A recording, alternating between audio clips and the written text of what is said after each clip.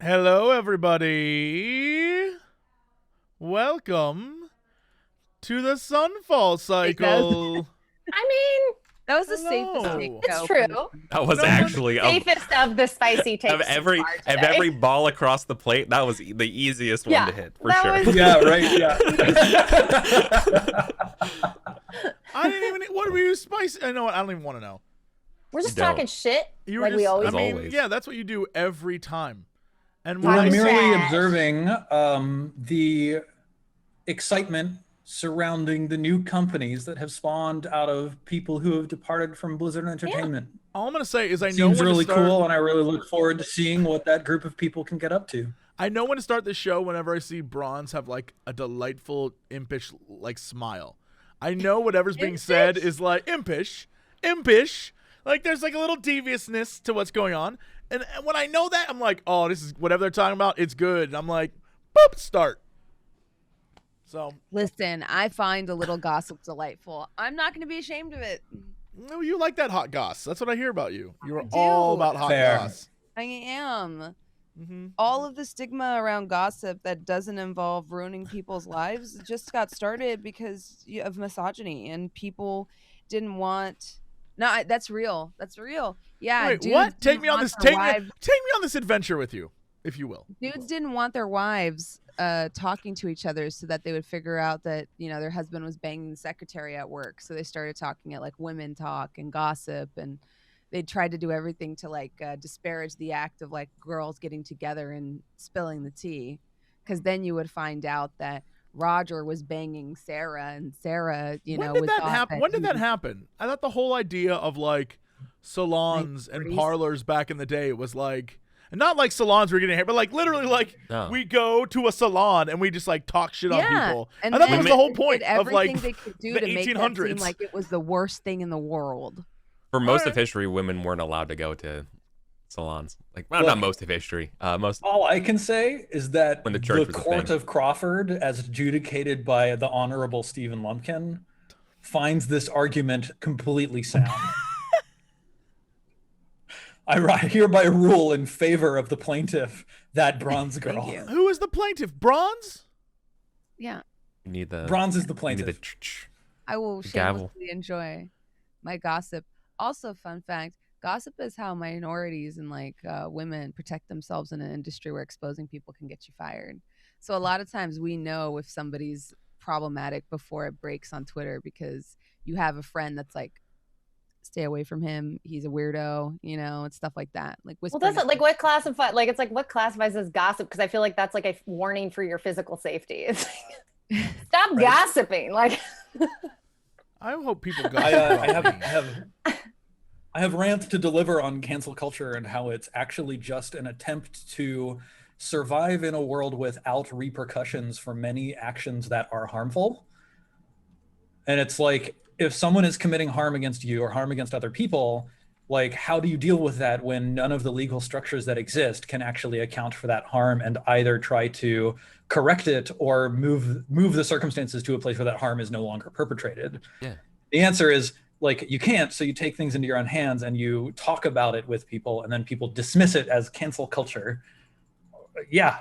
I mean, yeah, you're totally right.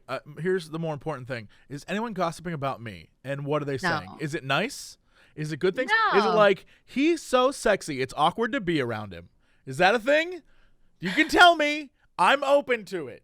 I was talking about you like a couple days ago to someone, and I was talking about how charming you are and what an amazing like charming energy you have. Because Are we they met single? like the first time we like hung out was when you came up for the movie, and I saw you at the movie theater, and I was like, this man is like 100 times even more charming than he is on the internet. Like, Could no you wonder he explain that gets to all Bronze, that charm please? out I've been across the working so screen. hard, and it's just not happening.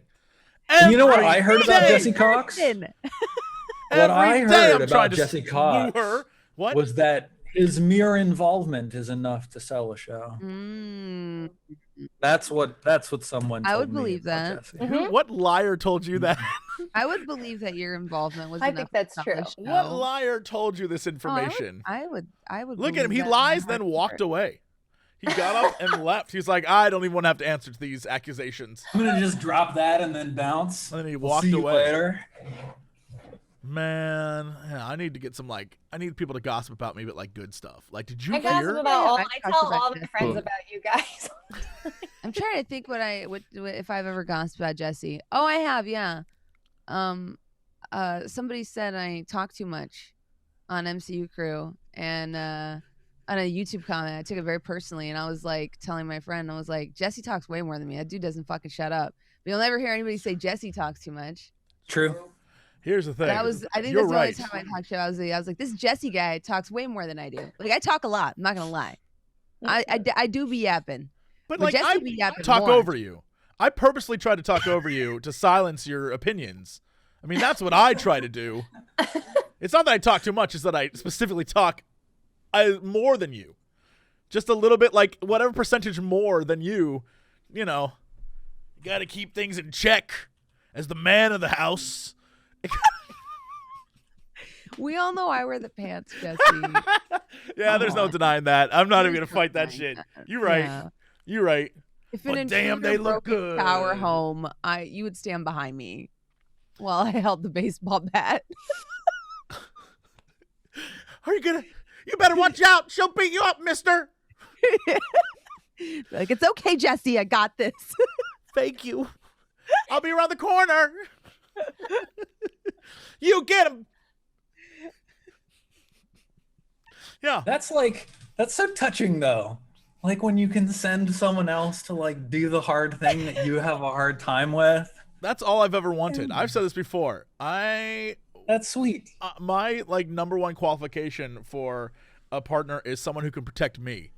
Like I'm hoping, like I need like a big buff chick who's like gonna like, you know, like do not worry, Jesse, I take care of you. And I'm like, Oh, that's cute. thanks, Misha. And she's like, dude, she like breaks men, and I'm like, that's hot as hell. Oh my god, she snapped that man in two. Oh my god, yeah, nice. That's what I'm talking about. Call me. Russian athletics teams. I'm sure there's someone's like doped up and out and they like can't be in the Olympics and they're like gotta do something with their time. I'm available. Do me with your time. Let's make this happen. It's so Have you ever wanted to be on a show about E3? Call me. What a weird dumb thing. Like that's the worst selling point. Have you ever wanted to be on a show about E3? Nah, I'm good. The electronics entertainment. It's the electronics entertainment expo. It's about video games. That's 3E. Did I ever tell you about how E3, get it? how I got doxxed by them when they like released all that Yes, I information? remember that. Oh, were you included in the Yeah, great he was. doxing of E3? Here's the crazy thing. None of it. I was like not concerned. None of it is like important to my business at all. I was like whatever. But the weird thing is that a few months ago I got a message out of the blue. It was like, hey, E3 is gonna be online this year, just reconfirming all this information. And I was like, of course, sure. And then I was like, after I hit send, I was like, wait a minute, was that actually from E3? I was like, oh no. Oh no. I never You got a got reply fished. back. I never got any. Like, I'm just letting you know, someone now knows that all the information that was out there is like still pretty accurate. And I'm still like, whatever. Uh-oh. I mean, I don't particularly care. It isn't like they got my social security number. They have my phone number. Oh no, I don't answer it anyway. I never have. I never will. I did start answering now when numbers call that I don't recognize instead of ignoring them because I don't like listening to my phone ring or like watching it vibrate. Yeah. But I don't answer it. I just hit answer and then I do this and I go. You know I'm gonna call Then you they hang now. up. You know I'm about to call you and be like, I just do no. make weird Breathe, noises, breathe, or breathe. I'll How pick up did the you phone and I'll be learn? like, oh, I would be like- power play. okay. it's so Yeah, stupid. I don't say know. anything when I just pick got up my bored with, phone. like, I waiting just for it to breathe end. heavily until the other person hangs up. Wow. Teach It's me. usually spam calls. If it's not, it's the vet, and they are just like, ha ha ha ha. That's Those you're are so the- weird. Your cat needs to come in to get the dentist stuff done. Those are the Like- only calls I get. Everyone else, even my parents text. The Yep. only calls I get are like, the FBI has discovered that you owe $16,000 in student loans. If you wish to pay back $16,000 in student loans, you must call this number. And it's like, nah, I'm good. Like, I'm very well aware I haven't had student loans in like 10 years, because I remember paying it off, and it was the happiest day of my life. I was like, trust me. I remember. You ain't going to catch me. No. I try to reason with them sometimes. Like, this one call came in and I answered it, and before I like didn't say anything, the guy just started talking, and he was obviously scamming me. I just went, why do you have to? Why? Come on, man. Why are you doing this? And he was like, not getting it, or he's like, yeah, you owe the government $8,000 and like, give me your social security number. And I was like, why are you trying to fuck people over like this, man? It's not cool, dude. It's not fucking cool. And he hung up, and I was like, I don't think I got through to him. He was probably like, he went home that night, took a long bath. I was like emotionally broken down, where I was like, come on, man. I don't know why you gotta do this, bro. Come on. He went into the office of his boss, Mr. Johansson, I can't do this anymore. Yeah. He had a sudden change of heart. Yeah, he's like, if you want that $6, you'll effing do it. The end. He's like, okay, thank you. It's a hard time. Sometimes you can answer and be like, thank you for calling. You owe the government $7,492. I've done that too. Wow. They just hang up every time I do stuff. I'm like hoping one time I'll do something that gets them to react. Sometimes I do it just to talk to a person. Is that weird? Is that like a guy will call me and he'll be like, hey, did you know that Hilton has a special offer in Las Vegas? If you book with us, we'll give you a free 3-day stay at X Resort. And all you have to do is listen to us talk about our new resort life packages. And we promise to not take up more than 5 hours of your time. And I'll literally be like, well, why don't you tell me about it right now? Like, I don't even need to go. Why don't you tell me about it right now? And they'll just like, and I'll be like, I can't do it. I'm like, I'm going to stop you right there and let you know I don't have the money to afford any of the things you're trying to sell me, and I don't want to waste your time or I'll waste the hell out of their time. Because frankly, I never talk to anyone on the phone anymore. So when I do, it's like a treat. And they're all and they always have the voice that's like, and that's why I think this would be a really great opportunity. And I'm like dozing off a little, just listening to them go rant. And then at the end I'm like, I don't think so. Thank you though. Click. Every time. I'm fine with it. And you know what? I can't help that I crave intimacy so much that a stranger's voice on the internet is what I need to get by. It's fine. I'm not a stranger. Well, when I call you, you only want to sext, but that's fine, Steven. When I call you, you're like, are we going to get down to this? I'm like, Steven. Jesse, I need you to tell me about your glurmies. Yeah, and I'm like, the FBI has discovered that you have 1,000 glurmies. And you're like, this isn't hot anymore. Amazing. Oh, God. Yeah, that's what we should do. When they call us, we should try to sell them glurmies and make some money off of this shit. Yeah. Have you heard of the new cryptocurrency called glurmies? Can I interest you in glurmies? You have reached Scumco.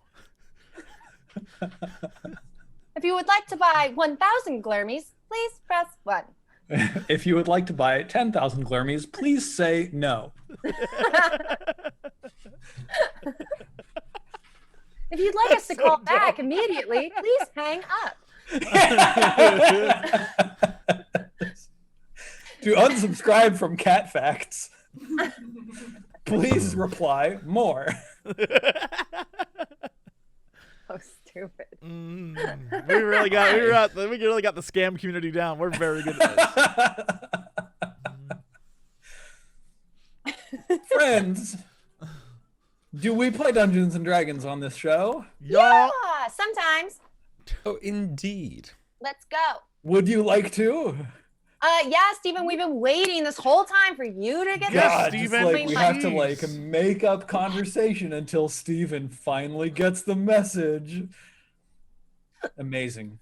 I have no idea where we're at or what happened. Does anyone remember?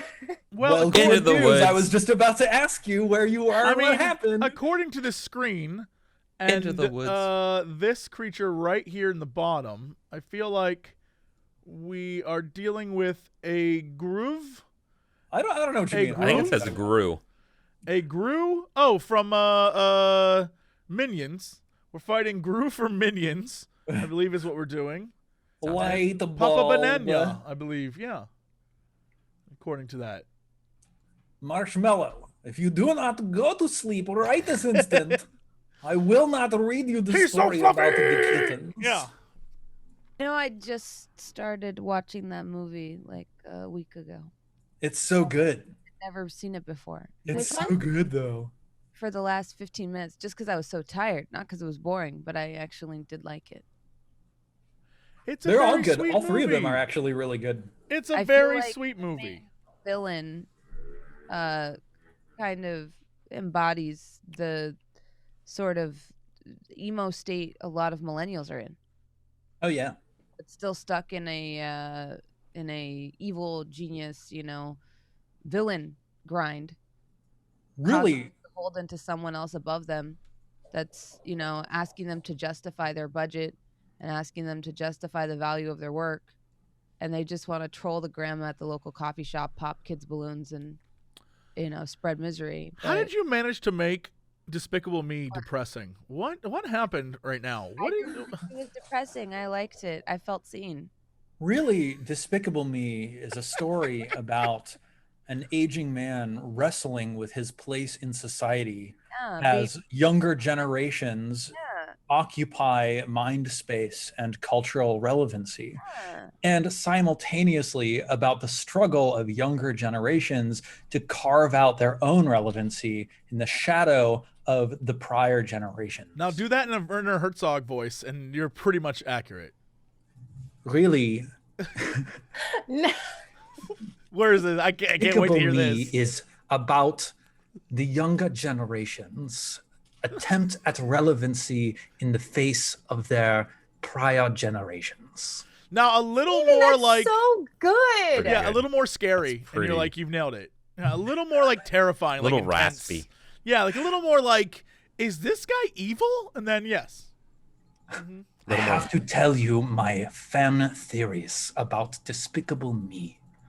It is one of the greatest works of cinema of the 21st century. There's the best. I'm to do a talk now on Despicable Me. Like, I want to go see him at a university on a stage discussing that movie. The best story about him ever is on the set of Mandalorian. I guess they originally were going to use like a CGI Baby Yoda, and he called them cowards for not. Yes. He's like, he called them all cowards for not using a practical. Amazing. I was like, I love this man. I love him. It's like, you cowards. He had a really good point though, because they had the puppet as like a safety, and he basically was like, he was like, having, and they were like, we're gonna CGI it or the puppet's a backup or something, and he basically was like, well, if you treat it like that, then it's gonna fail. So you're being cowards. If you treat it as your only option, it's gonna succeed. Smart man. I love this man. He's so good. If you start already planning for your failure, I think a lot of us are trained to do like always have a backup, which isn't necessarily bad, but if you already start training for your failure or planning for your failure, then failure is an option. Yeah, the way to succeed is to only have one way to do it. Yeah, like That's what Sun Tzu says, right? Burn the bridge behind you. Yep. That's why I moved to LA with $300 in my bank account and no job. I too espouse the value. Good guy. I'm just gonna like retweet that image of the plane with the red dots all over its wing and its like fuselage. Yeah. Wait, we were playing. I love statistical memes. Why? I would like to see the notes. I would like from to last see the session. baby. So what happened last time? It's been 2 weeks. We had an unusually long break, so let's think back. We were adventuring through the forest. We found our way to a ruined tower where, God, what was her name? Ava, one of the dust of the earth, was in the tower dying from a poison from a phase spider, and you saved her. And she was like, oh yeah,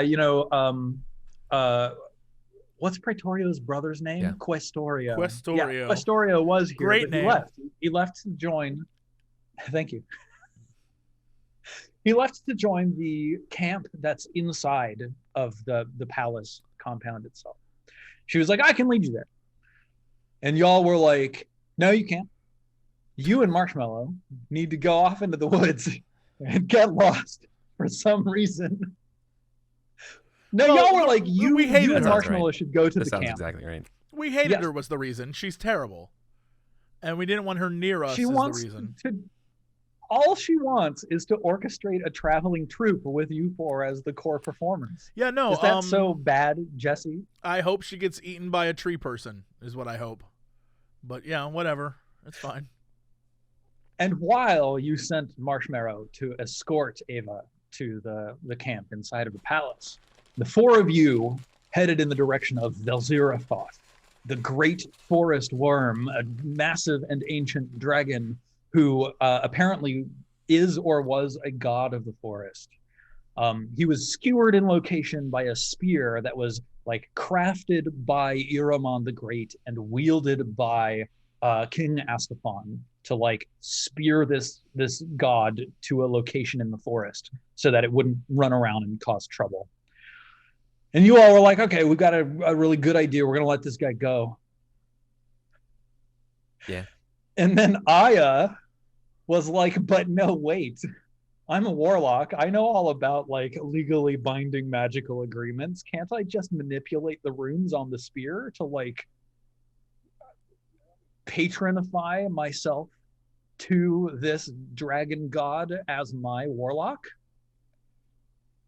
And of course, I said yes. And so after dramatic wrestling with magical energies, Aya managed to successfully rewrite the spell on the spear and release Velzirathoth from his imprisonment at this particular patch of forest, and also secure him as her own warlock, to which she is now a patron. And like, we'll probably have to discuss what you think that looks like, Aya, as far as like, it's just like sirens outside all the time. It's okay. That's It's cool. a siren? I thought it was a ray gun. I thought that was someone calling your business line. Hello, Lumpkin and Associates. In the background, there's like just what's her face. If you'd like to buy from 1,000 Glurmies, please hang up now. It's just what's her face from Ghostbusters. Hello, Lumpkin and Associates. We got one. You know, like I want to know what associates the Lumpkin has. an Associates. Wazowski. Mike Wazowski. Good. Yes. So, after you freed this dragon, he like soared up into the sky and he was like, cool, because you're my patron, I'm not going to eat you. I'm going to leave now. He said something cryptic about like spreading the good word. Something like that.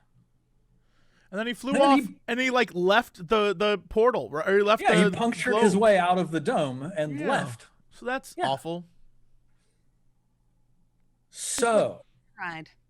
Damn.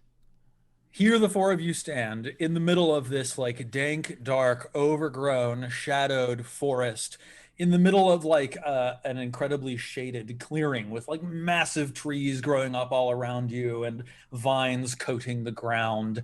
And like there's a huge coil of the ground that's just all, you know, smashed flat and everything underneath of it is rotten, where this huge worm had been laying for years, like a decade or something like that, I think, right? What do you do now? Maybe it had a chance to accumulate some treasure. Yeah, I was about to say, did we all find laying any here for sweet some time? loots while we were there? Well, that didn't go as planned. I think it is fair to give you some treasure as a reward for achieving this difficult this challenge. Yeah, wow, nice roll. There's like a tucked away hollow where there's like an old and ruined skeleton wearing the armor of a knight of Astafon. And everything about this individual is completely ruined. His sword is broken and completely rust-eaten, and his golden wings are all tarnished and, like splintered apart and smashed into pieces. And there's a leather pouch at his belt. And as you scoop it up, Kairos, and pull open the drawstrings, the telltale puff of arcane flux floats up into your face, and within you find 16 arcane flux, which I will add to our tracked account here. That puts you at a sum total currently of 21. Incidentally, Kairos, there's a question that I've been meaning to ask you for quite some time.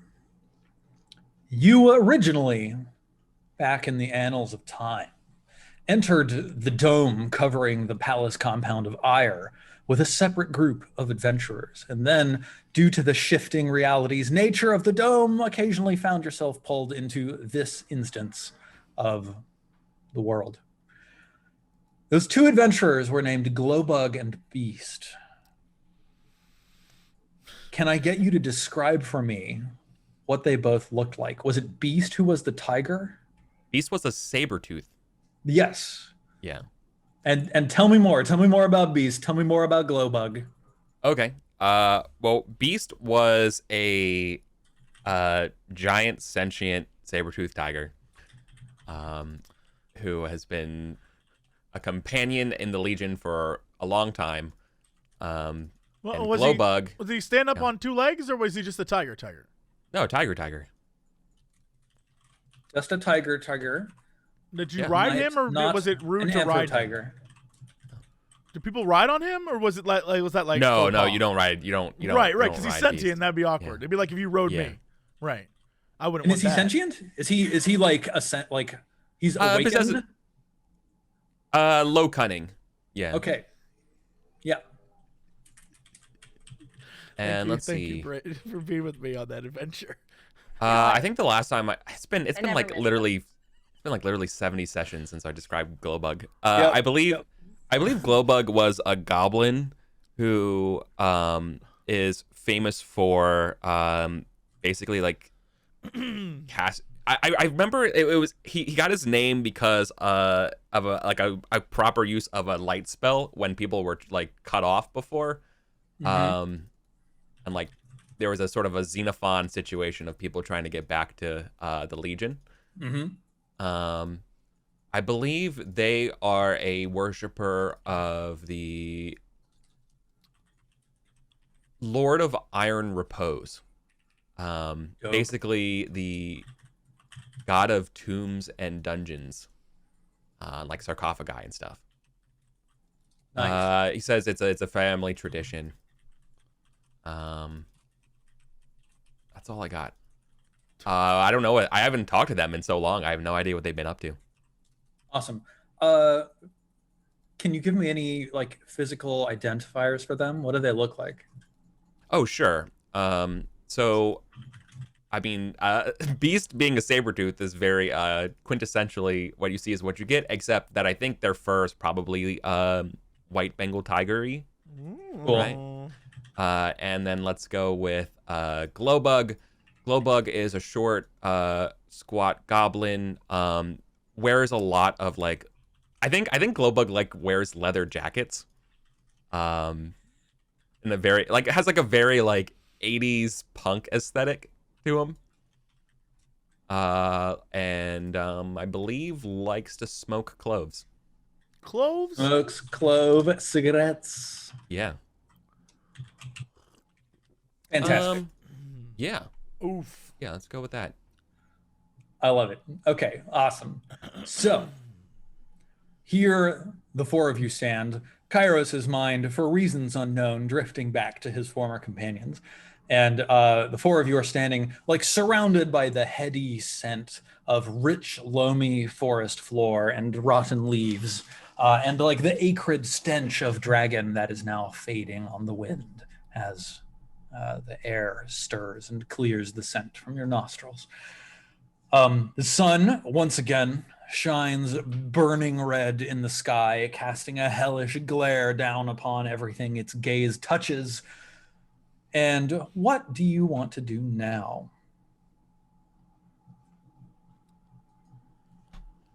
Can we go resolve Melissa once and for all? Let's just handle it. Let's just do this. I think Let's that's what just we do were on this. our way to do. I Let's remembered just do that this. you had wanted to do that. So what does that look like? What's the plan? Melissa, I think I remember, where is she now? She's with the witch in the treehouse. She's the witch town. Yes, in the treehouse village in the forest. In this very forest. And therefore, the first order of business. Come on, everyone, be follow getting me. there. Let's go to Melissa. And Kara, you have been leading the group. Well, hang on. So let's take a quick look here back at what our current status is. Do you feel like you need a short rest? Might be a good idea. Where's my clock?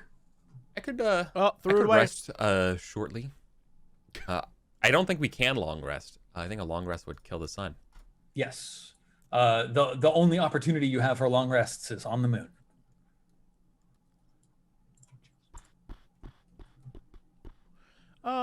Yeah, I suppose. Let's short rest. I have hit die to spend. Let's do this. Cool. We'll knock one off the clock. 4. Come on. 6. 3. 3. 3. 6. Just wasting hit die. What a waste, what a waste, what a waste of hit die. For some reason, I don't have hit die. I'm trying to remember if I spent them already.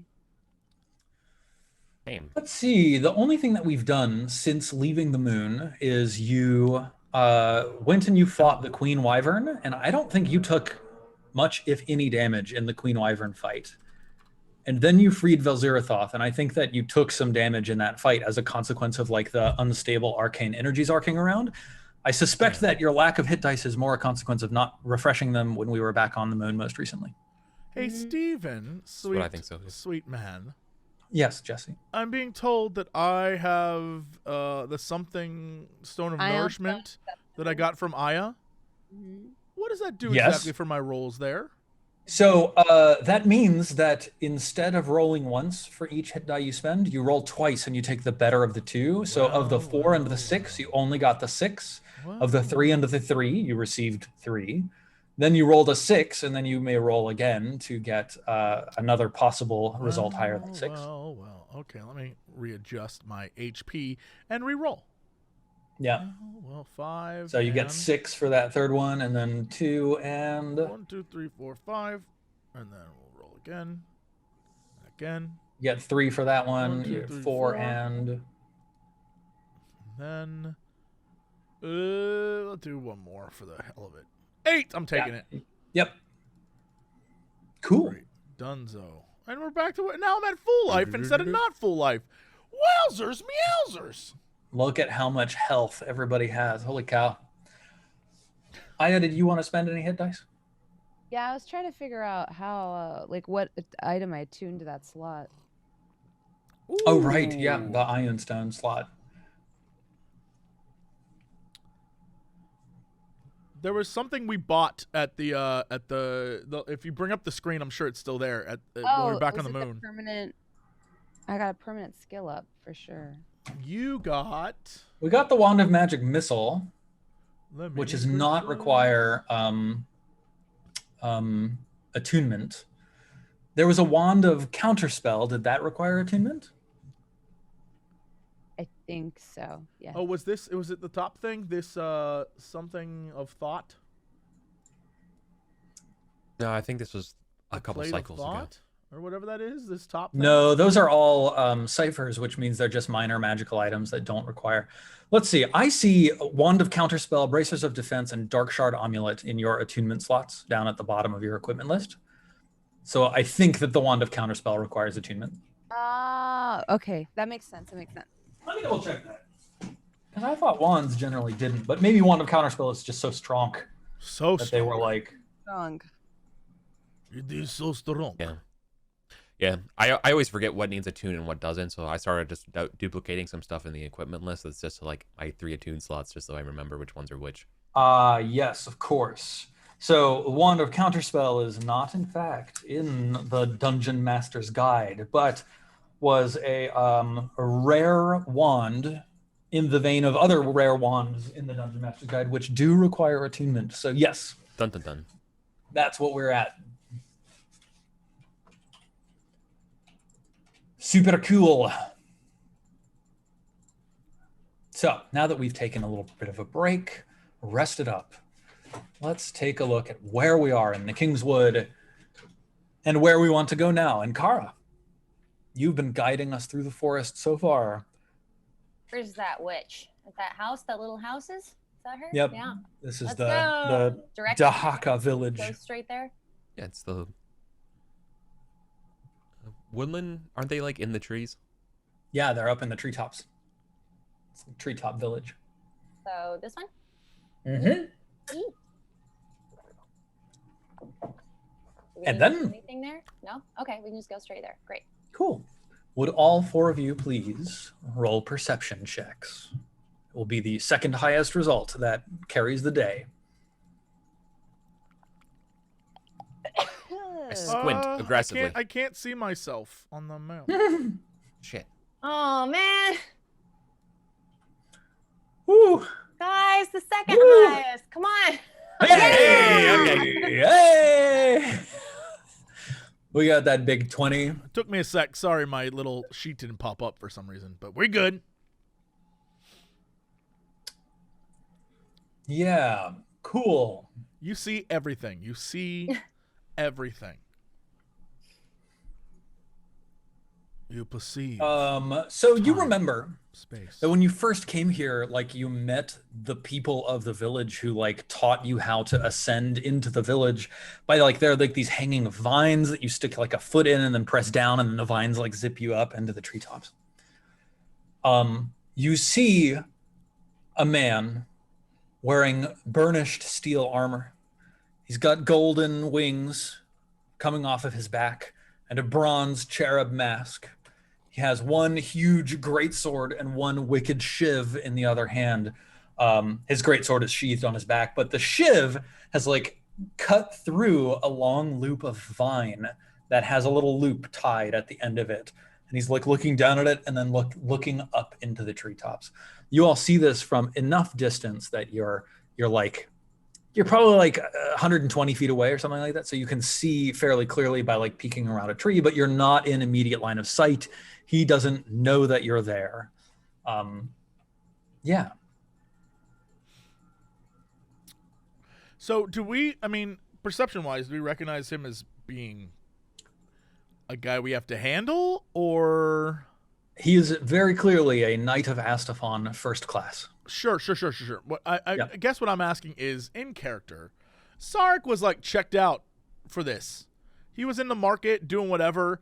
Is this recognizable as someone who's been here before, or is this like, oh no, things have changed in this part of this? We're not in the village yet. It sounds like we haven't got up there yet. You're below the village. You haven't gone up to it. He's very clearly looking at one of these loops that lead up into the treetops, into the village, and starting to like take note do you think of the village above him. Do you think that then I guess my question is, do we recognize these as being the guys that when we were walking through the forest before, they were marching along the road? Yes. And so I would like to try and see if there's signs of the others around, or if it's just him. Cool. So you got a 20 on your perception, which is pretty good. And so like while the others were jostling a little too much to help Kara's eyes catch what they needed to see, Sarek's eyes managed to catch it. And you can see like The leaves are like turned over, like around some of the trees. And I think the thing that really catches your eye, Sarek, is that one of the trees, maybe like another 120 yards, like not straight ahead, but instead like 45 degrees to the right, has like a red scarf tied around the trunk. Interesting. And as you watch, you can see like another, 45 degrees to the left instead of to the right.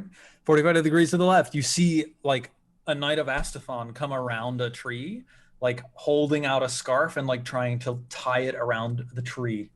It's like another red scarf that he's trying to tie around. These guys do not notice us, correct? They haven't seen you yet. Though, you didn't tell me that you're proceeding stealthily, so unless quick action is taken, I might call to see if they see you. I was gonna try and kill this guy immediately. So, but cool. like in the quietest way possible, so I could be like, they're trying to mark the trees. Yeah, I've got to take these bitches out. So right now you're aware of three. There's the one who's standing in the middle of the like sort of below the town square where there's this loop that he's just cut down. And then there's two that have tied red scarves around two trees, one to the right, one to the left. Looking at it right now, if you one-shot any of these three guys, the other two won't know. Excellent. Yeah, I'm going to try and like pop this dude like immediately right through the throat with an arrow. Yeah. I'm going to use not only my insightful fighting, but I'm also going to use my gloves that will give me a crit and advantage on this roll, because F this dude. It ends for him today. Incredible. All right, so here we've got three. There's one on the left, one in the center, one on the right. And just tell me which one you want to target. I'm going to target the guy that's directly in front of us, staring up. Cool. Yeah. I imagine his neck is properly exposed. Idiot. Yep, and it is. All right. Yeah, I'm going to sneak attack. So actually, wait. Why don't I'm going to do insightful fighting first. Could everybody roll initiative real quick? Sure. Okay. Because this is a surprise round, so you will all get to go, and then we'll loop in whoever else we need to loop in. Oh, yeah. 6. And if you want to let Sarek start this off, basically what it just says is each of you who's going to go just holds your action until after Sarek, and then you go. Like, it's fine. And Kara, I've got, but didn't make it onto the tracker. Forgot to make my token. I would actually like to add. I would like to do something beforehand, if that's okay. Cool. Yeah. I would like shout to bless. Loudly. I bless my companions. Cool. Bless quietly. No such thing. He screams for the glory of the Legion. Yes! Oh, everyone turns like, oh. What was that? I don't know. Must have been the wind. Been the wind. Boing. Awesome. So let's see. That gives Sarek, Aya, and Kara a plus 1d4 to all of their attacks and saving throws. Attacks and saving throws, yeah. So let's see. It's been 2 weeks. I don't remember D&D. It's been 3 weeks. What even is D&D? We are blessed. Hashtag blessed. Yeah. The last thing you played was DCC. It's true. Wait. Sarek. So, for what it's worth, Sarek, you do not require insightful fighting right now, but you are free to do your insight if you want. The reason for that is because you're attacking from a position of hiding. You already have advantage, which already gives you sneak attack. Well, all right. Let's do this, sir. T. Okay. Yeah, let's kill this guy. Longbow with the +4. Or do I roll a 1d4? Is that what it is? Yes. You'll roll your longbow and then you'll roll a 1d4. I got a 27. You had a 27? I'd also like to roll the 1d4. Thank you. Please roll your 1d4. Yeah, all right. That was a 28. All right. Well, it was close, but you I'll did make a hit. believer out of you one day. 28. And then I need you to roll your longbow's damage twice. And then I also need you to roll your sneak attack damage twice. 1, 2. So how Pretty dead, good. how dead is this guy? 40, 50, Pretty good. 50. How dead? Plus ice damage. Let me look Plus upon 7 he's frosty. his character sheet. 57. So that's 7 from cold, which turns into 3 from cold. That's 20 plus 40. Yes, which is 50. Yeah, 53. Half the Bang. count. And of course, he has to save against that chill. So it's 14 con save, These guys have too much 50% life. speed until the next turn. He fails. He is chilled. So These guys got too much life. How's he not dead? That man got shot. Oh, man. D&D damage is so weird. So it's like you shoot him through the neck and he screams out, "Ah! We're under attack." And then he just pulls the arrow out of his throat. We're under attack. Okay. And then he holds his sword up high and he says, "To arms, my brothers." He is perfectly fine, turns out. He's not dead. You missed the jugular and also the spinal column, also the throat. He's breathing just fine. Great. Aya, you technically had first spot in the initiative. Now that Sarek has gone, what do you want to do? Now, this guy is 120 feet away from you right now, so I think that's pretty far on the scale of Eldritch Blast. Is it? Let's find out. Yeah, it's 120 feet. Really? It's crazy. That's without an upgrade. Holy shit! You can make it go further than that. Amazing. Do we just want to hang back and kite these guys? The Eldritch Sniper. Well, I have Lance of Lethargy too, so I mean, we can make their movement speed pretty pathetic. You can reduce his movement speed down to 5. Yeah, so we could have like all of us just use ranged attacks and try to keep them. That's so Try to mean. keep them back. I don't know what a range attack is. I don't have that. But I'll just hang back and keep everyone blessed. What is my purpose? You bless people. Kill me. Bless, robot. So, Aya, are you going to fire a pair of Eldritch Blasts at Yeah, this I think middle so. guy? Or are you going to split your attacks on the 2 on the flank? Okay, so I was like, whatever happened to Hex? And I realized I dropped it Yes. on level up to instead get Arms of Hadar. So now I can basically do this thing where if something's near me, they can't take reactions. Mm-hmm. I think I did that to allow myself to escape from op attacks if and when they happen, because that happens to me a lot. So I don't. Okay, yeah. So what I'm going to do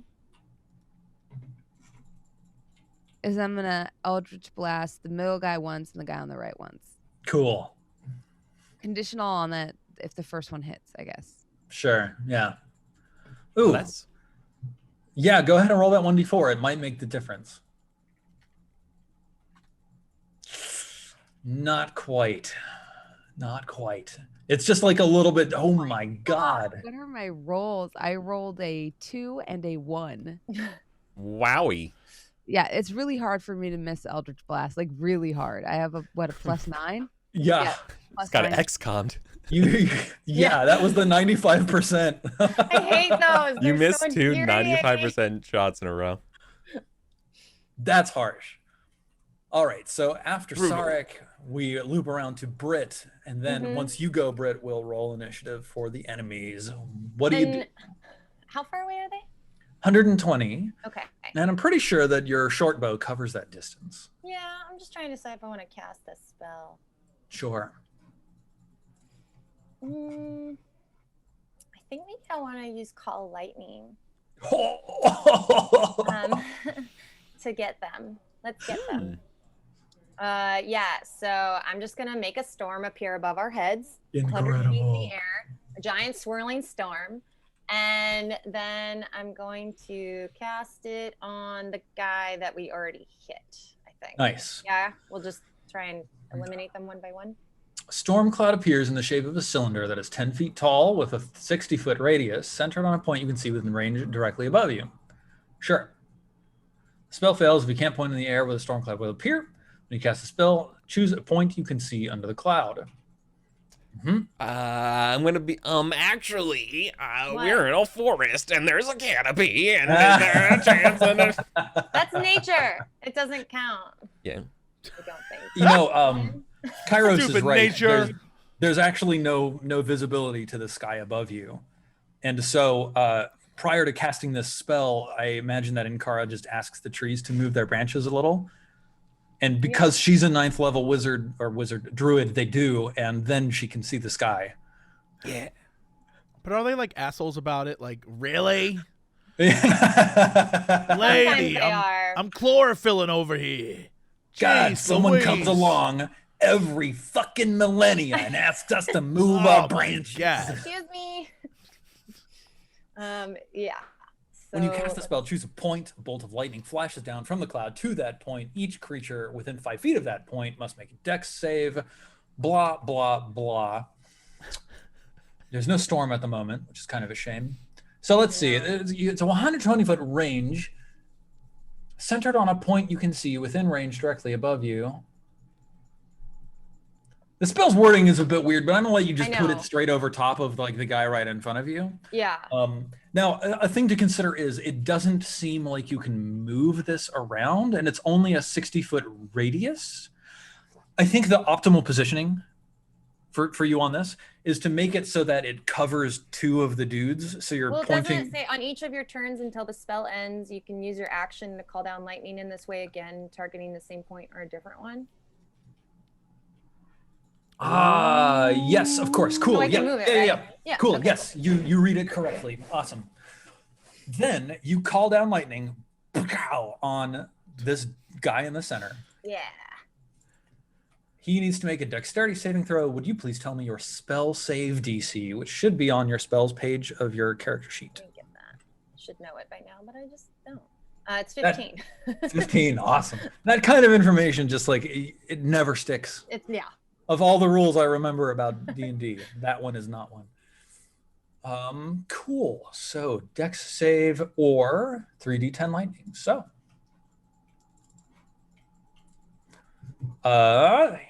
he does a little dance and dodges directly into a lightning bolt. Wow, please roll 3d10. Not bad, statistically average. Very nice. It's probably going to be Aya next, but we need to get the Knights of Astafon onto the board. Maybe this time I'll hit something. Boop. There you go. It doesn't look good for these gentlemen. Then, before we advance, as your humble GM, I would like to propose that we take a 5-minute break. Stretch your legs, get a drink of water, go to the bathroom, come back ready and raring to go. The Paladin delegation seconds the motion by the Dungeon Master. The chair recognizes the Paladin delegation. Excellent. The Warlock will actually object for no other reason than we cannot accept the motion summarily because we have consensus. The Warlock delegation would like to apologize for their rudeness, but also point out that we are the Warlock delegation and therefore cannot change our base. Should have seen it coming. The Rogue delegation took their break 20 minutes ago, but we're down for another break. We just didn't tell anyone. Anyway, we shall return soon. See you then. Hold on. By return soon, I mean... Whoop! Hello, everybody. Welcome back to the Sunfall Cycle. Pew, pew, pew, pew. This time you all look like you're ready to go. I feel like sometimes you're ready to play D&D. And it's my responsibility to take us off course. Drive us into a pit. I haven't asked what games everybody's looking forward to yet, and this is the first time we've played D&D since the announcement of a game that is near. Are we gonna have to do this thing where we pretend to like? Yeah. I'm contractually obliged to correct your terminology. It is Horizon Forbidden West. Right, Horizon Zero Dawn was the I don't first know game. the official title of it, but I know Steven's game is really exciting, and I'm really excited for Steven's game. Oh my God, Steven's Yeah, game. is this like that? Please, is this God, something... backtrack. So you're fighting some guys. So like, is this that thing where we like have to pretend we're interested in other people's projects that are on this show? Is that like what we're doing? Yeah, this is the pretend you're interested in other people's projects segment. Wait, Jesse's acting like this when we all don't realize he fucking wrote 74 pages of fan fiction for Alloy. What is this? You go to AO3 and you Is search this where for the pretend name. that we care Jesse about Jocks, stupid dumb things that don't even matter, that aren't even important? Is this where we pretend that we care about fictional women that aren't even real? When is Alloy coming to Smash? She's not even real, and it's it's the waste of your time. That's the question. On a fake woman When's that's not even Alloy real. Smash Is that what Bros? this is stupid about? Steven? You know what I wanted to say though? When I saw that meme go viral of the person, I was like, Aloy isn't feminine. Here's her with a bunch of makeup. I was like, through the ether, I could feel Jesse seething. Oh yeah. Perfect. She was already perfect. She was already perfect. I was like, oh man, when Jesse sees this when he wakes up, it's gonna be all bad. What's upsetting to me is I walk a fine line of I let devs do what devs do because it's their game. They can make whatever the hell they want. And so when people are all upset about things in the past, we're well, this doesn't feel like it's part of the world, but that's the world they've created. That's the world the devs made for their game. And the crazy thing is the dudes defending it's their world. The devs can make it however they want. Are also the guys who were on this were she is not feminine enough. I'm bruh, she fights dinosaur robots for a living in a future where they poop in holes and live in caves. F you. You're missing the point. You can't be well, this world is the way it is because no, you can't have it both ways. Get out of here. Makes me so mad. By the way, the living in the caves, pooping in the hole, that's part of the reason I love her. What? I mean, oh, you're facing off against some knights. Thinking of pooping in holes. But actually, I did want to hear if there was anything particularly that y'all were looking forward to from E3, because I know that it's not part of E3, but Ratchet and Clank Rift Apart looks fantastic. Reviews look great. I can't wait to get my hands on it. Let's be real. The thing that E3 that's gonna make the most buzz is gonna be something none of us saw. Every year that's the none of us see it coming. Every year that's the thing. It'll be something we don't expect, and we're just what the hell was that? I can't wait to find out what that is. I'm really excited about that. Out of stuff that I already know, I would say oh god, I saw Darktide, Warhammer Darktide, and Back for Blood. I really like. Yeah. Back for Blood. I want to see more of that. Good old Turtle Rock. Turtle Rock? Yeah. That's the name of the studio, right? Yep. Mm-hmm. Yeah. And I mean, not to be biased, but I'm very excited for the PC gaming show. I'm gonna pass on that. Show every year. Yeah, it's not that great. I don't know anyone on it that's worth my time. The host. Yeah. Ugh. Yeah, gross. I can't imagine what it'd be like to kiss him. Jesse, I'll hurt you. Bleh. I can't imagine what that would be like. Though, I know Britt is married to him, but that was the first channel I ever followed on Twitch.tv, and I will fly to LA and throw it. These hands are rated E for everybody, Jesse. Yeah? Yeah? I am excited because he's hosting again with Frankie, who's amazing. Okay.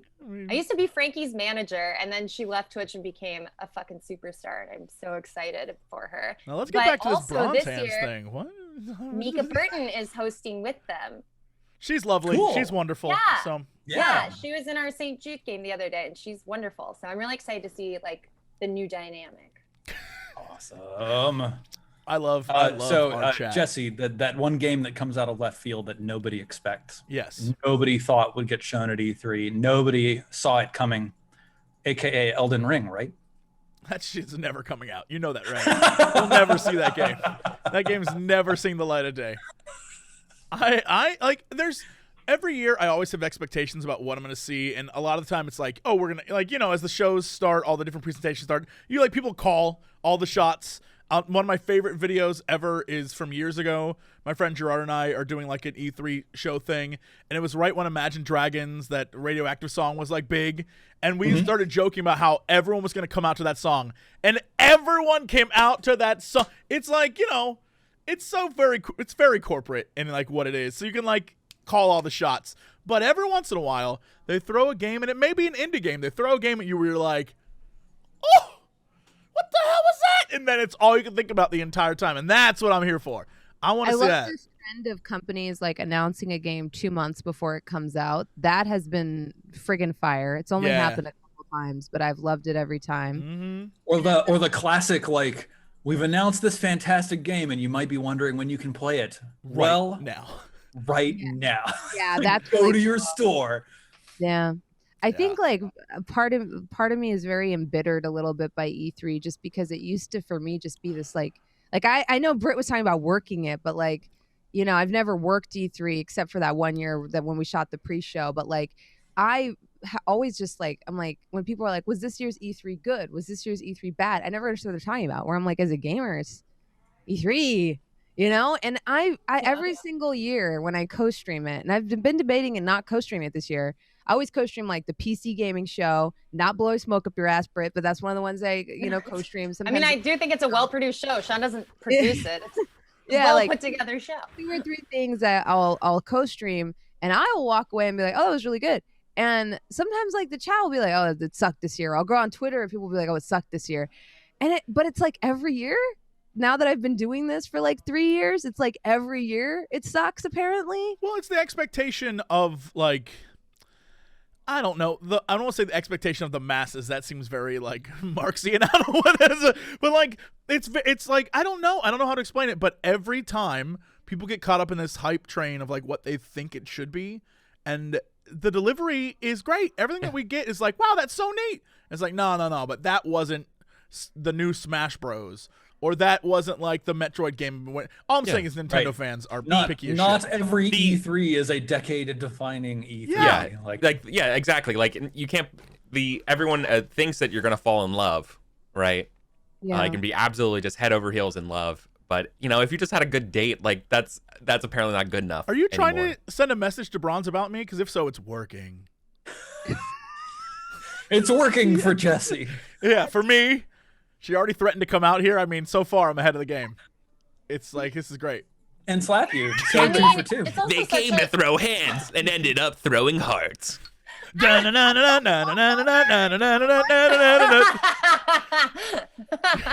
She was a warlock who came to throw hands. Who care? Truth brings. Oh my God. This summer. Do y'all remember the episode where we like wrote an entire movie? Absolutely. Don't think I forgot about it, and don't think I'm still maybe not going to just write that whole script, because I might, and then we might have to shoot it. She's been shopping the script to producers. Yeah, exactly. Got a couple bites at MGM. My friend just got a studio executive job, so maybe I will write a treatment video. What do you think? You're about to lose that friend so quickly. They're going to be like, oh, boy. No, I've known him since high school, so he would just be like, this is garbage. Get out of my office. I love you. Go. Before Rob we get Schneider off the topic, somebody was telling me, like, oh, yeah, you know, like, there's like this trend where they announce games at E3 way too early and they build up hype for them for 3 years and then they're disappointing, you know? And I was like, oh, yeah. And they were kind of talking about Elden Ring and somebody was like Death Stranding. And I swear to God, I almost like dropped my coffee cup. I was just like, what does it feel like to be terminally wrong? Right. And I needed to say that to Steven because I was like, what do you, that. Can I tell you, Death Stranding is a game that like empathy and intellect to understand that Death Stranding is actually a very lovely game. Death Stranding is a brilliant game. It's a brilliant game that I cannot recommend to anyone. It's crazy. I can't. I can't. The swirling. And then Steven's. I can't, Steven. It's very, very good, but like the amount of like time you have to put into that game to come out the other side and be like, God damn, Kojima's a genius. Like, there's a lot of great messages and things in that game, but it's also like that middle part of the game is a slog, and you can't deny that. It's a slog. So here's my defense of Death Stranding, which is a game that I love. I thought it was amazing. You know, and it has its flaws. Like, I think there's plenty to criticize about it, and I think that it is not the kind of game that I would recommend without reservation to anybody. Like, That's it's not what I think most saying. people. It's not what most people think of when they think of like, oh, here's a great video game. You're gonna love this video game. Like, that's like Doom Eternal, or whatever. I had to look this up because I just saw it recently. There's a Twitter thread about Miyazaki and the way that he makes his movies. And he inflects them with quiet little scenes of inaction, which apparently is called Ma, which is just about like the character having space and time to like sit in the emotional situation and like process quietly without, you know, and the audience gets to do that with the character. AKA D&D shopping scenes. AKA D&D what? And one of the things that I love in video games, and one of the reasons that I love Breath of the Wild so much, is because some games make space for those moments where you're not doing something really intentional. You're just sort of like sitting with the emotional tenor of the circumstances. And Death Stranding is a masterclass in that. When you fight your way across the mountain ridge and you blow up that huge squid that came up out of the ground and destroyed all your junk, and then you're like riding your motorcycle down the other side towards the little town in the distance. I hear it. It's like I can almost hear it. And yeah, exactly. And Low Roar comes on, and you have like just enough time to listen to most of a song as you're approaching the place. That is that emotional moment of like, holy, there's space here for like meditation and like observation. Love it. Yeah. Masterful. Fantastic. You know what, Steven? I 100% like, now that you've put words to it, because when I reviewed it, one of the things I said was Death Stranding really shows what about gaming as a medium is different than film, in that you have more time. And I didn't have like the beautiful words you put to it, but what I said is this is one of those games where a lot of sad things happen, but it doesn't leave you traumatized because of how it handles it, right? Because there's a lot of games where sad things happen. Cough, cough, The Last of Us. Cough, cough, The Last of Us 2, and they leave you like feeling very unsupported as a like, yeah, because it's just like a lot happening at one time. And even if you're like, oh, you're one of those people that cares about pixels, fuck you. You're not that edgy. Everybody does. So like when you play a game where like a bunch of characters die or something horrible happens, or there's like, you know, sometimes you feel like a little bit unsupported, but like Kojima almost like kind of cradles you. Because there's like, he almost gives you a warning of where the story is going in small vignettes before it happens. And there is those moments of silence where you can kind of process. So it's not just like trauma after trauma after trauma, because the story is sad. It is like a like, you know, mournful in some ways, I think. Absolutely. It's also... and you also get to see the characters responding genuinely to the hard things that they've been through, and you get to be there with them in those like moments of emotional catharsis. Yeah, I just mwah. But it's like also a hopeful story. I mean, like the end of it is it isn't like, and the future still sucked. It's like, no, there's like a hopeful message behind what the main character is doing the entire time without spoils, where it's like, you know, there's even the antagonist, the two of them together, it's kind of like I once equated the bad guy to being like the main character is a dude. God, what did I say? It's basically the bad guy's literally like every 4chan kid, basically. Like there's a weird message in the game that's literally about like reconnecting with people, and like getting out of the damn basement is literally what the game is about, truthfully. And how both characters, the protagonist and antagonist, start the same way. Like they both are like kind of assholes, and they both disconnected, cut off. Yeah, but one of them is like, I'm going to make the active choice to reconnect with human beings on like a personal level, and the other one refuses to do that, and so he becomes like a literal terrible person. And you're like, oh, I see it's like almost on the nose, but I love where this is going. I love this. And the connecting is hard. Yeah. Just building the connection is hard. Yep. Well, what's really interesting is to give extra context, because, you know, Kojima's not from America, is that in East Asia, there is this phenomenon of people who, by their own choice, cut themselves off from society. And we actually watched a documentary about it on my stream a couple months ago. And the government is looking into it as like a mental health issue. But these are individuals who somewhere in their 20s to 30s just decide that they're not going to go outside anymore. They get their food delivered, they sit inside all day, they play games, and they choose to completely cut themselves off from talking or socializing with anyone. And how sometimes that can lead to like depression and like, you know, feeling disconnected or feeling like, and how everything in their internet social circle encourages them to do that. So when someone expresses to their World of Warcraft buddy, hey, I think I'm going to go outside today, they've found that the social circle they do have online, they lose that too. Right. So they're trying to come up with like resources for them, cafes for them, and like job programs for them to like provide them like counseling and like group situations to like acclimate to coming back into society. So like having Korea and Japan be the most prevalent countries where we've witnessed this phenomenon also gives us some background as to like why Kojima kind of like fears this future where people just retreat into themselves and like go online, because it also, it's just like, you know, it ends up being like self-destructive to them, you know, because a lot of people are like, why do we judge them? Like they are unhappy though. Like they need somebody to reach out and help them. A lot of them say this, that they feel miserable. It's not about our judgment of their lifestyle. It's that this lifestyle is actively making them feel miserable.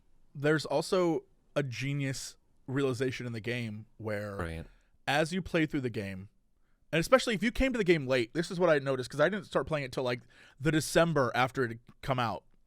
And what I noticed is that in the online bits, as everyone else around the world had built roads and zip cords, and like that was not there for the starting players. The starting players had to walk their asses across the country.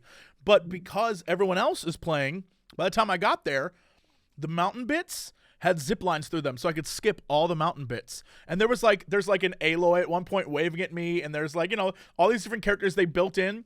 The roads leading everywhere. So 90% of what would have been a struggle for me literally was already handled, and it made my experience easier because someone came before me to do all the hard work. And I was like,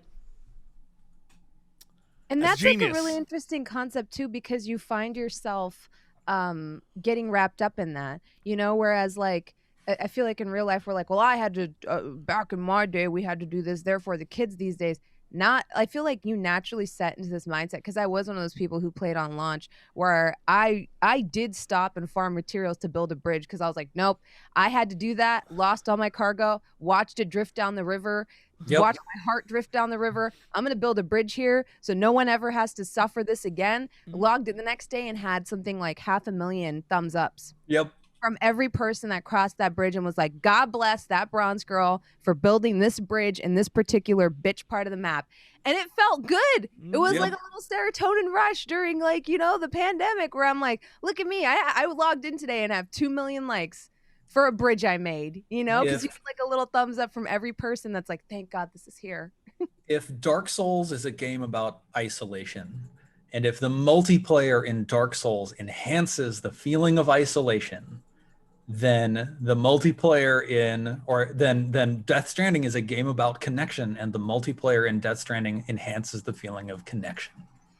It's game design is incredible, you guys. Anyway, let's play some D&D. See, I want to steal just a little bit of that essence for like West March's games of like, oh yeah, dude, that's Tolgurd's bridge. You know, that dude built that bridge for us. Yeah, you know, like that guy built that bridge. That one session. I think that's where the popularity of all of these streamers who do multiple campaigns with multiple people comes from. Because, you know, the campaign that could be, let's say, the 5 of us, we do a thing, and then it affects something in another campaign. And then in another I think those are very popular online because people can see other things affecting them. And it makes sense, right? It explains a lot. Absolutely. Games. Games. So, Speaking of games, Aya, it's your turn. I'm so sorry for starting the Death Stranding conversation. It's my turn. I'm gonna Eldritch Blast like a good warlock and keep it moving. Oh my god. Oh my god. 2 hits. It. Are you doing both of them on the middle guy? Is that new? Show spell description. I feel like I that's. think new. so. Oh my. Woo, I like that. For description only. Okay, so 11 to the first guy, Let me get us there. That knocks him down to this. and that's going to push him back and slow his speed. And that slows his speed down to 10? Let me double check. I believe yes. Lance of Lethargy, yes. So 10 feet. So his 5 now. 10 feet. Awesome. Cool. And then I'm gonna hit this person here. Cool. Second one. For 12. Killer. And he is also lethargied. Let's see. Can I do... Yeah. 0 here is 10 because that's what zeros are in D&D. Kairos. What do you do? they're all hella far away from me. They are. And they're not even within like a move action to get to us. No. So I'm just gonna hold tight and give everyone a pep talk. Nice. What kind of pep talk?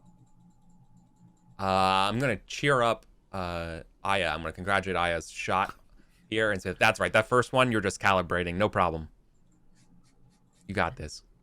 Thank you. I cock the Eldritch Killer. Shock once more. Yes.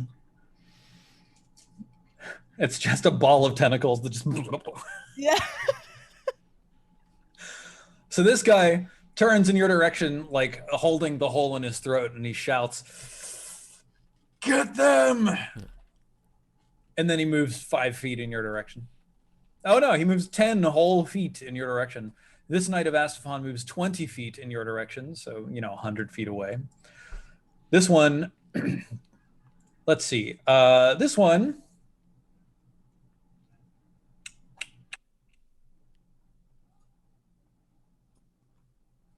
Yes. This one over here kneels down and begins to pray. And he holds his hand up to the heavens and he says, "Comrades, aid me."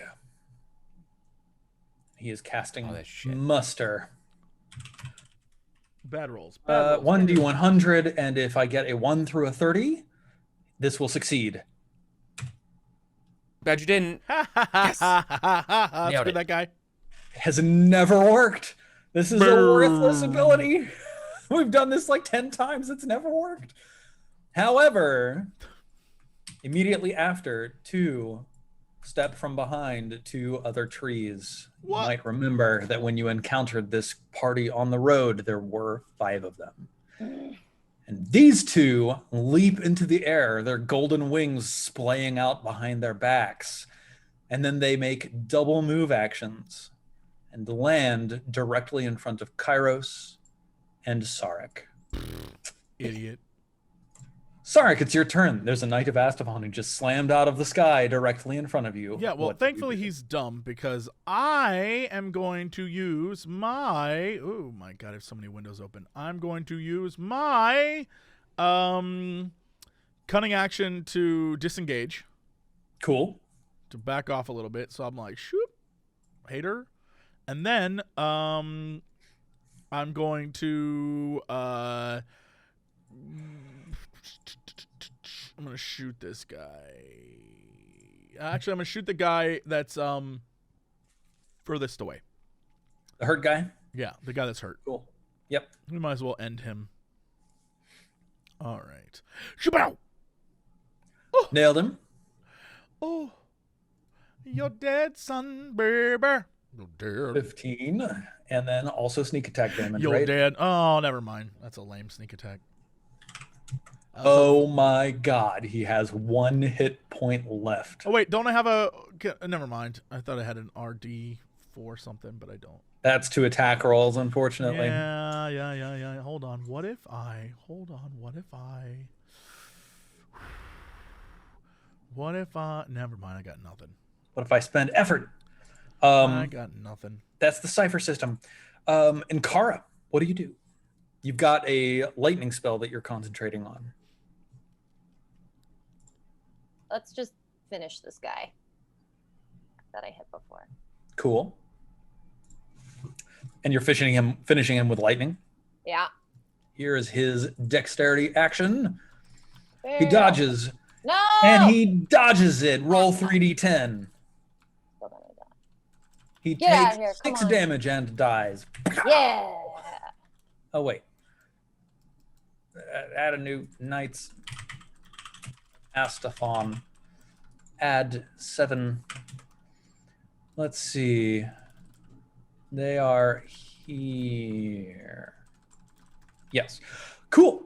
Then, Aya, we're back around to you. Now, you are not, in fact, adjacent to this Knight of Astathon that's right next to Kairos. It's only adjacent to Kairos. There's 4 left. What do you do? How far apart are they? How far apart do you want them to be? Because we're all bunched up pretty close together. Is this one like within close to this one? Yeah, I had imagined that like the 4 of you were standing close, but not so close that you'd be like all engaged if you were right next to each other. So let's call them, 20 feet apart. Okay. Never mind then. I'm gonna do the Eldritch Blasting again and save my spell slots. Cool. I'm gonna roll it. So that first one hits, and that second one needs that D4. Not quite. Who are you aiming that first one at? The one that's near Sarek. Cool. Yep. And then I'm gonna leave the Kairos one there so he can hit it and instead hit this. Oh, the second one misses, but so just this one here. Yeah. Roll that damage. -6. And he's slowed down to 10 movement speed. Very nice. Kairos, I think it's time. It's finally time. Let's strike. Full attack. Let's do it. Attack 1. Hits. Attack 2. I don't have my own bless. Also hits. I will make do with what I got. 7 and 6. So 11 damage. And that's it, right? There's no like saving throw that he needs to do to stop from bursting into ice flames or something dumb that I put onto your spear. All right, good. No. Just a good old meteoric magical spear. Let's see. This one is out of his ability. So the one in front of Sarek takes a knee. The one in front of you raises a hands to the heavens, Kairos. And the one far in the distance also drops to his knees and like raises both hands. So Everyone, here's get in here. 3 1d100 less than 31. 1, 2, 3. All right, one of them succeeded. So now I'm going to roll 1d3. And on a 1, it's Knight of Astathon first class. On a 2, it's Knight of Astathon second class. On a 3, it's Knight of Astathon third class. A Knight of Astathon first class. So what this looks like, this man in front of you, Kairos, he raises a hand to the heavens and he says, "My brothers, we require your aid." And then like he holds his palm up and a golden beam of light just shines straight up to the heavens. And then there's this thump as a second answering beam of light slams to the ground right next to him. Yeah, it's got that Thor teleportation. Yup. And look, it's not even a 3-point landing. There's just a second Knight of Astathon first class standing there, like smoke rising off of his wings. And he says, "Let us engage the battle." This feels like one of those Magic the Gathering decks that's like building. It's just like summoning tokens decks where you're like, "I've got this," and then halfway through you're like, "Oh no, I do not." It's a white weenie deck. Oh no. This is more like some 8/8 regenerating creatures that can summon. Oh shit! It's a Sarah Angel deck. I'm in that moment now where I'm like, oh no. I don't know Magic cards. Those are the only ones. But It was like that slow deck that's like starting up, and then now it's starting to get the point where like I see why you sucked so much in the first 4 rounds. Yeah. yep. Now. But speaking of the first 4 rounds, that is all they can do this turn. So nothing else happens. Oh wait, this one actually runs. No, he's not going to run. He's going to launch himself in the air, thump, and slam down next to Aya. Sarek, you are not engaged. What do you do? I'm gonna shoot this guy right in front of me. Cool. Do I have Do to insightful fighting first. Yeah, I was about to say, do I have to do insightful fighting? I will. Wisdom? Perception? Charisma. Insight. I like how chat's catching strays. Someone's like, I just closed down Magic Arena because I played against that deck. Oh. Unfortunately, your insightful fighting doesn't serve you this time, which means you won't get your sneak attack. You would get it if you attacked either the one in front of Kairos or Aya. I guess you're right. Never mind. My steady eye, I was like, oh, my steady eye will help me, but you gain advantage, and I have none there, so it doesn't matter. Wouldn't have helped me anyway. All right, longbow. Never mind. You need to roll 1d4. Roll 1d4. Blessed. But You got the bacon sign. Hashtag blessed. You hit. Okay. Shoot. And who are you attacking? The guy right in front of me. This guy right here. Okay, cool. Then 13, 11 damage. And then I'm going to use the rest of my turn to move the hell back here. Nice. Behind everyone. And Kara. Yes. I think the only one left in the range of your lightning is actually this guy way back here, who's still like 120 feet away. Yeah. What does the magic missile one do again? Oh, did I not give you a card? Maybe for you that? did. I don't think so, which is not good. I should have made a card, but fortunately, we have the Don't Dungeon worry, Master's Steven. I'll guide. just irritate you. Oh wait, here it is. I found it. Well, it's in Amazing. like the Roll20 thing, but 7 charges. While holding it, you can use an action to expend 1 or more of its charges to cast the magic missile spell. For 1 charge you cast first level, you can increase the spell slot. The wand regains 1d6 plus 1 expended charges daily at dawn. If you expend the wand's last charge, roll a d20 on a 1. It crumbles. Wait, so what does it do? Well, it casts the magic missile spell, and casting the magic missile Oh, I spell see. at higher levels spawns more missiles. 3 glowing darts of magical force. Each dart hits a creature of your choice that you can see within range. A dart deals 1d4 plus 1 force damage. The darts all strike simultaneously. You can direct them to hit 1 or more. Oh, okay. High level that thing. Blast them. Yeah, should I just like crank it up and blast it out? Yeah. All right, let's do it. Are you casting a level 6 magic missile or a level 7 magic missile? Oh my god. Can I do that? Yeah, so it's got Oh, 7 okay. charges, so theoretically you could just spend all 7 and be like, boom, level 7. Yeah, sure. But if you Let's do spend the it. last charge, you've got to roll the 1d20 and the wand might disintegrate. Oh, Yep, don't do let's that. go. Okay, cool. So roll 1d20 and let's see if the wand disintegrates in your hands. It will on a 20. Oh. You're fine. It's fine. So that's Don't worry, guys. 3 plus 6. That's 9d4 plus 9 to one target. Or you can disperse these however you want among all the targets that exist. Get Should one of the I- guys. 94 plus 9. If they have 100 life, you can just kill one of the new guys immediately. Wow. Did I just hit one of them? you can't kill any of them, but you might be able to do a big chunk of damage to one of them. Big chunk of damage sounds good. Yeah, one guy? Okay. Let's Sounds do how about just like the one directly in front of Aya? Cool. Go for it. Roll 9d4 plus 9. Okay. Imagining this is like Vel'Koz's laser beam.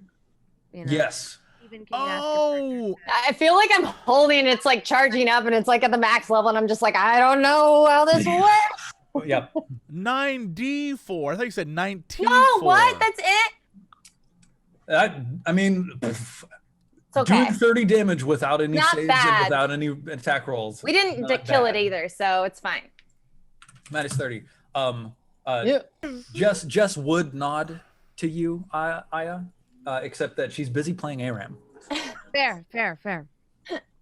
Understood. Awesome. Aya, Yes. what do you do? Well, we are at that phase where we kind of require a board wipe or some type of removal. So is it safe to say that these three are within 20 feet of each other? These three over here, yes, absolutely. The one in front of you, the one in front of Kairos, and the one next to the one in front of Kairos are all within 20 feet. Yep. Much like the beloved Jean Grey, I shall launch a psychic attack upon them. Synaptic static. Nice. Each creature in a 20-foot radius centered on that point must make an intelligence saving throw. Creature with an intelligence score of 2 or lower can't be affected. Target takes 8d6 psychic damage on a failed save or half on a successful one. On a failed save, Muddled Thoughts, it gets negative blessed by a d6. Cool. And it can make a saving throw to end that effect. Awesome. Then here are some saving throws. I assume that you have a 15 DC, spell save DC. I have 17. What? That's because you've got like a 20 to your charisma, isn't it? My spell save DC is disgusting. They have a -1 to their intelligence. Yeah, it's gonna These be guys hard. are not smart. Here's 1, here's 2, here's 3. Ho! Oh, one made it. One made it. One read a book one time. One Hold knows on, the Drew. Two alphabet. brain cells, come on! I told you I to love pick it. up a book. I love the giving tree. I think they still take the Chicken or- soup for the soul. Yeah, they take it. He takes half damage, but he's not muddled. The other two are muddled. Go ahead and roll 8d6. 25, 25, and 12. So here's that for that. The one in front of you takes 25. The one in front of Kairos takes 25. The one next to the one in front of Kairos takes 12. And these two are muddled, which is the -d6. So we're going to put that brain-looking thing there. It looks like an egg because the 6 covers the face, but that's fine. It's all right. And I am gonna move before I get Walloped. walloped. Yeah. Amazing.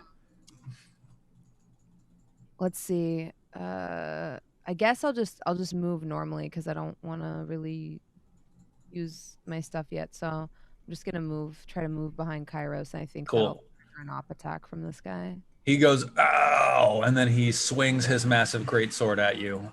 Whap. That hits. Yeah. Wait. That one doesn't get subtracted. Oh, yeah, it does get subtracted. No, he doesn't have synaptic static. Yeah, he does. He does. The guy right in front of you? Yeah, absolutely. The guy in front of you and the guy in front of Kairos. Yep. Okay. So that got reduced to a 14, Then it doesn't hit. which does not hit you because you've got an AC of 16. Yeah. Cool. I thought that was the one that saved. All right, Kairos, what do you do? Oh, is there a way I can step between these two that got affected by the synaptic strike to like lock them down? Yeah, absolutely. Yes. Okay, cool. So I didn't want to take an attack opportunity from the one on the right. So yeah, I'm gonna keep focusing this one here on the left. Cool. All right, let's go. Spear, please. That's a hit for Second 6 attack plus from 2 it. is 8. Oh, I hit the wrong button. The lightning. 18 hits. My damage is so bad though. Okay. All right. All right. It's Night of Astafon time. So let's see. I think that they are cleared of their slows from the Eldritch Blast because it's been quite a while since that happened. So I'll clear that up. This one's going to fly up and just like land down behind Sarek. And it's at this point that I'm just going to shift the battlefield a little bit. Bro. Cool. Lovely. Bro. So that was the entirety of this one's action done. This one's going to move up to Ankara. This one and this one are engaged in Kairos. This one's going to move over to Aya. Cool. Then And Kara, Mhm. you're the target of 2 attacks. Let's see. Yep. 1 greatsword, 18. 1 wicked shiv, 12. I think the greatsword hits you. Yeah. It deals Lame. you it deals you 8 slashing damage, and that's it. Kairos.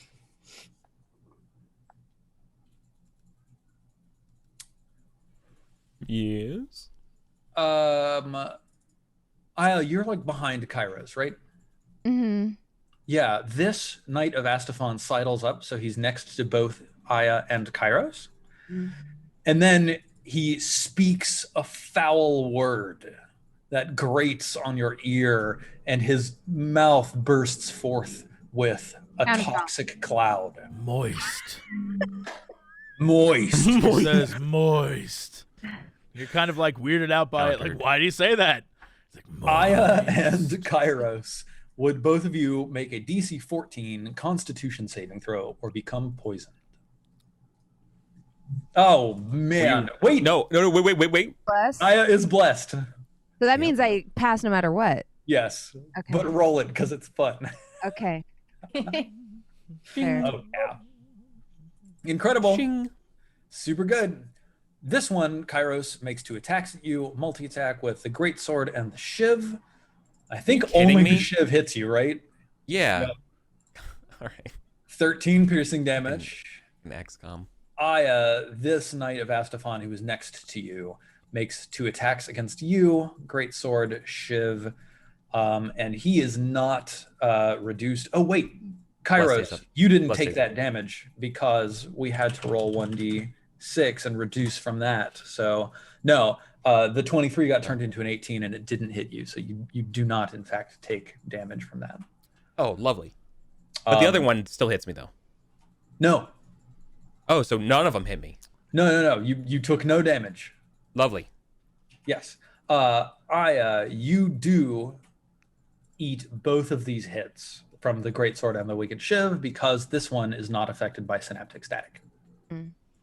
So greatsword damage is 7, shiv damage is 12, for a total of 19.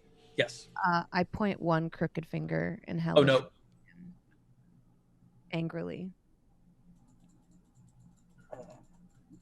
After he slashes me like, you motherfucker. And do you do anything, or are you just threatening?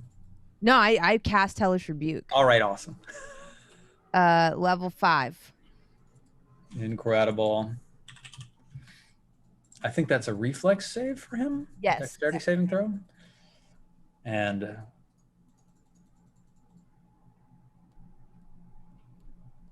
level 5 means that's additional 4d10, so 6d10 damage.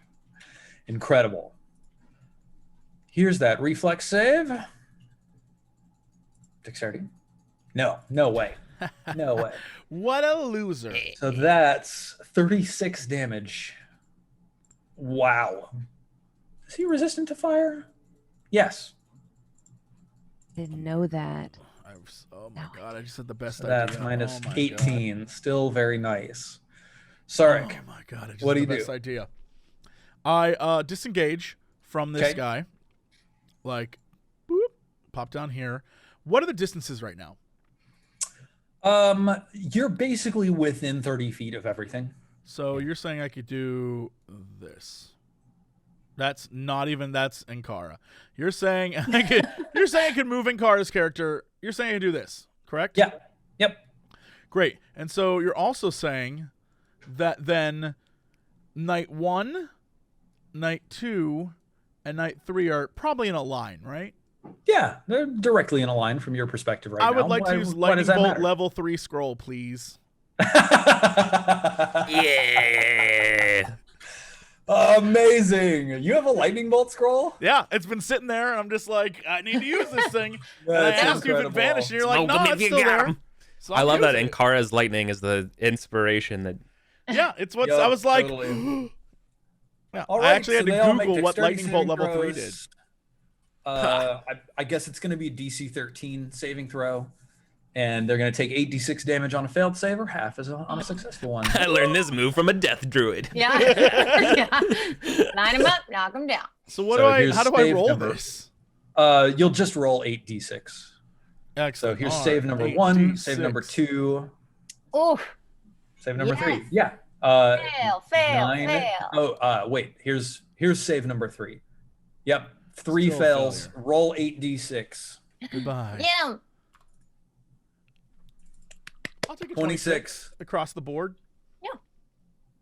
Unfortunately, they're also resistant to lightning damage, but What? Oh, did I ignore I mean, he that still part did like when- 39 damage. yeah, like on the balance, To everyone. still dealt a ton of damage output here on one round. Nice. Yeah, I figured I should use that before I keep forgetting to use it.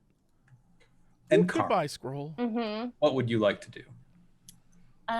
Well, I do see that it's 12:58, so I guess what I shit. want to do for next week is bring out the snakes. Bring in my Amazing. snake babies. So when we come All back right. next week, if I don't remember, the first thing we're doing is bringing in the snakes. I'm going to make this easy for you. I'm going to put 8 snakes down on the board right now. Whoa. And then while I'm doing that, we can go to our outro. Excellent. Well, before you know what, actually, let's go around this room really quick so I can get this set up. Hey, everyone, thanks for tuning in. You're all amazing. Steven is putting stuff on the map right now, but more importantly, let's find out what everyone's up to this week.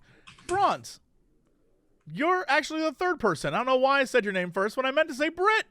What are you doing this week?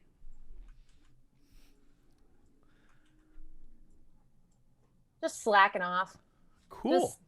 I had 2 shows while we were out, guys. I actually do stuff. I did 2 charity shows, and they went really well. It was really good. I didn't promote them here because we weren't on, but Wow. now I'm just, my main priority is my mental health and well-being. So that is my main job this summer. Nice. Yeah, I'm gonna read some books and play some video games and walk my dog and just try to enjoy being alive. Big stuff. All right. Steven, what's going on with you this week? Well, if we were having this 2 weeks ago, I would have said tune in tomorrow for the gameplay reveal of Horizon Forbidden West, but I hope that you all go back and watch that YouTube video because it rules. I'm super happy to see it, and we are super happy to see everybody's happy responses. It's been really motivating to see the enthusiasm and the reception so far. This was awesome. Thank you all for playing. I love this every week. There's no pawns and patrons in June, so we're just gonna keep on rolling, and I'll see you all next week. And that's it from me. Bronze, what's going on with what's going on with you this week? Yeah, we started a series of one-shots on the D&D game IGM Tuesday nights where I devised this really cool way for my players to get some time off since it's a ongoing campaign. So That's so cool. Thank you. That's so cool. At major level ups where they gain new class features, they basically branch off into a series of one-shots I've designed for them. And so each player gets 3 weeks off, and they also get a little one shot where we discover how it is that they unlocked their new class feature, whether that's, a pact boon or a new circle of magic for a druid or something like that. So that's been really fun. Yesterday we did the one with Xander Jean-Array, our monk, and we had a very special Pride episode on the front page because we're both part of the Rainbow family. So that was great. We had over 17,000 viewers, which is the most I've ever had on a front page. Yeah, I've been on the front page. Whoa. Yeah, I've had Congrats. 10,000, but never 17,000.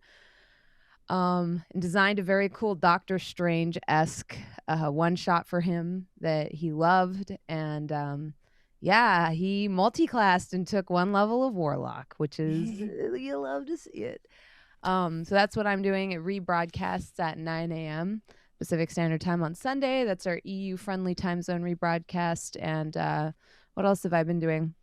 I've been playing Subnautica on my channel. I'm working on a couple of writing projects right now. Most of them are And then I just recorded a really cool project last week, but it's NDA. So just follow me on Twitter and you'll know all the cool things I am doing or attempting to do these days. Eric, hire me. What's going on with you, my dude? Running Pendragon, running my West Marches game, and also I just shared my notes in your Discord because I got this fancy little tablet thing, and I've been using that, and I can write notes and digitally. It's fucking fun. I love that shit. Okay. That's all. Well, what's it called? It's a Note Air. I'm giddy for this thing. Just digital paper, super fun, and it's like an e-ink thing, so it doesn't hurt my eyes when I'm reading it at night. So it's great. Well, for those of you who don't check out our lovely Discord, we've got some art this week. Some of it is from the last 2 weeks when we were off, but there's a lot. So, of course, Sutter Phantom is hitting us up with another terrifying monster that Steven created from a while ago when we fought the giant, like, rotting beast. Hate this thing. It sucks. Not a fan. Everything that...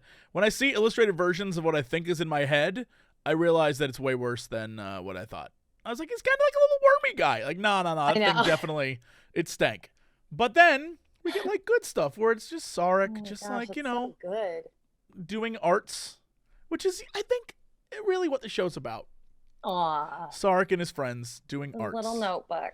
Yeah, his little tiny notebook. Not enough stick figure boobs, but, like, it's all right. I like the coloring. I love that red sun in the background. Yeah, I mean, that's what we see every day when the world explodes. But then, out of nowhere, Aaron Casey coming in hot with this amazing... Aaron's stuff is so cool. So good. Their last piece of art is my wallpaper, and then they dropped this one, and I was like, oh my god, it's all my so good. Look at this thing. It's great. Just incredible. But then, coming in even better, a better image, I would say, much better, is this image significantly of improved what Sarek sees whenever he fights slimes. This is how I fight slimes. This is amazing. This is Sarek when he fights slimes. However, we also have the actual what it looks like when I fight slimes. That was Sarek. That was Sarek fighting slimes. This is actually what it looks like. How Sarek sees himself versus yes. I was like, is that actually canonically what Sarek looks like? Oh yeah, no, that's how he sees himself versus. This is canonically what Sarek thinks he looks like. Yes. The second one, he looks like a kidney bean, but in the he looks like he's like a Bomberman NPC. That's how I feel sometimes when I'm inside of a slime, like a giant kidney bean.